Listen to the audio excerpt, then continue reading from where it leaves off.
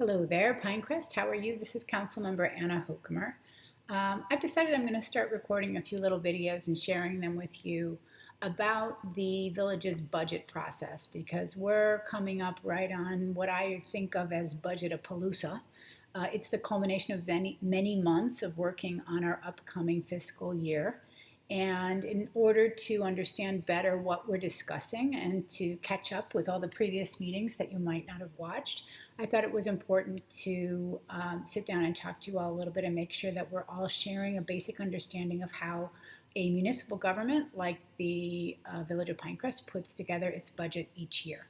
So the first little video is going to be understanding your property taxes. Now, most of us get something in the mail called a trim notice, and that is something that tells us from the property appraiser how much they think our taxes are going to be for the next fiscal year.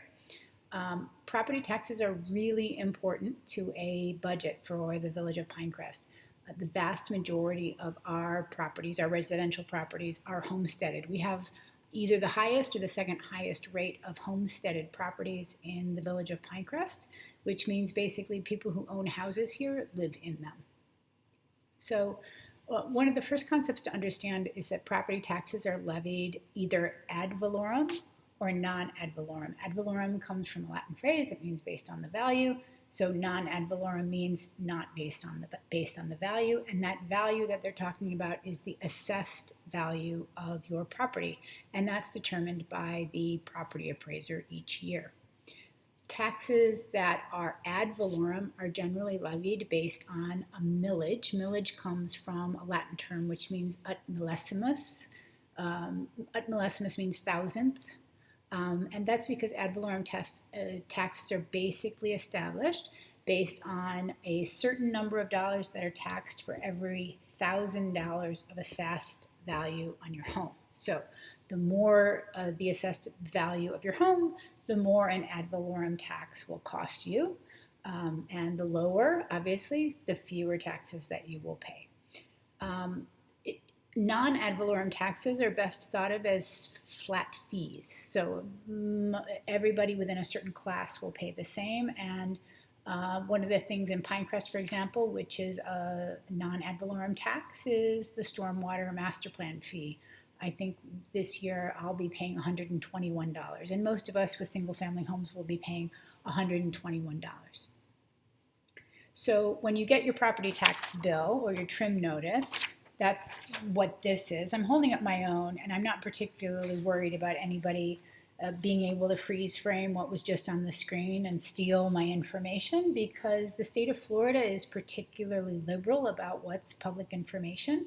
If you have a very boring Sunday afternoon and you want to go out and download the property tax bills of everyone you've ever met in Miami-Dade County, you're certainly welcome to. You can. It's all available on the Miami-Dade County Property Appraisers website. So none of this is secret.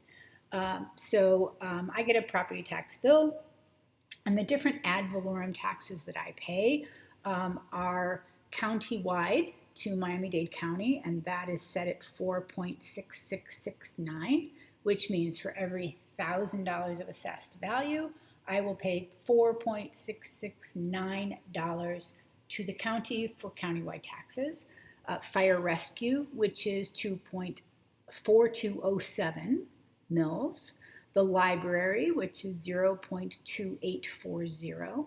I also pay a millage to the public schools, which is 4.2560, to the local board, which is 2.248. And I pay millage to the South Florida Water Management District, which manages many of the canals that run through here, of 0.1209. The Everglades CP, which is 0.0417. The Okeechobee Basin, which is 0.1310.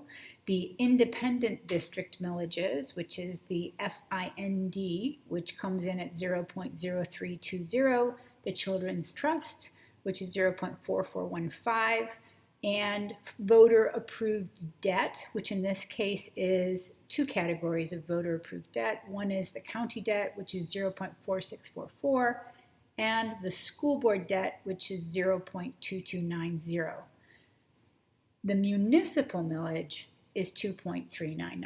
So you can see that of all of the different millages, what you pay to the village of Pinecrest specifically for city services is 2.399. And we project that for the upcoming fiscal year, that's going to stay the same, 2.399. And that's within the historical range of our millages. There's nothing particularly high or particularly low about that millage rate. One of the things that can really affect your property tax bill is whether or not your property is homesteaded. Homesteaded is the idea that if you declare that a particular property is your primary residence or your homestead, you can qualify for up to $50,000 worth of exemption of your assessed value. Now, the first $25,000 of that homestead exemption applies to everything that's on that bill that I just read. That's Ad Valoren Taxes. And the second $25,000 applies to everything except public schools. So, you're talking a little bit of difference, but you can get up to $50,000 worth of homestead exemption.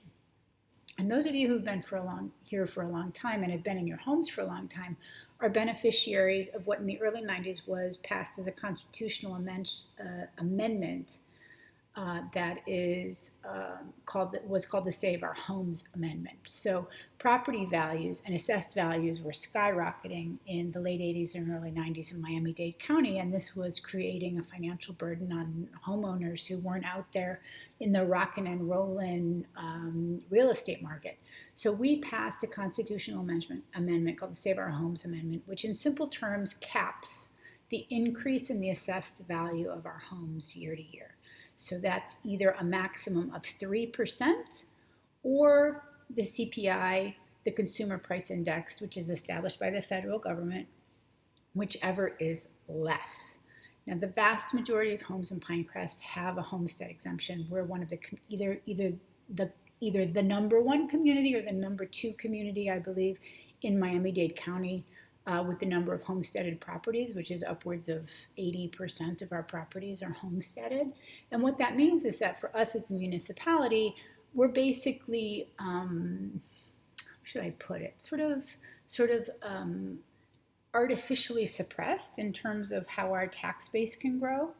So many of us live in our homes, like me, and have homestead exemption and are protected by the Save Our Home Amendment, that it means that even when the market goes wild and property values start to skyrocket, the tax base can't take advantage of that because we have these artificially suppressed assessments.